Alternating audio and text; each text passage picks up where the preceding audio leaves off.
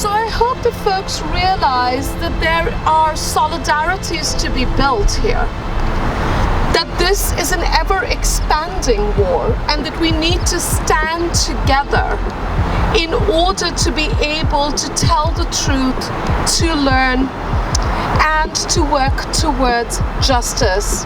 Justice here in LA, justice in Palestine, justice everywhere that is a site of colonial racial violence. Thank you, Tom.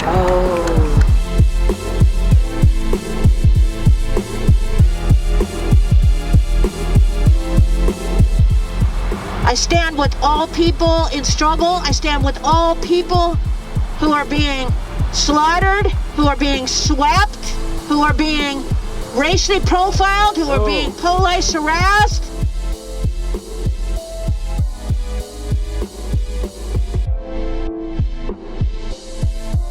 To heal a houseless person, you have to learn about homelessness.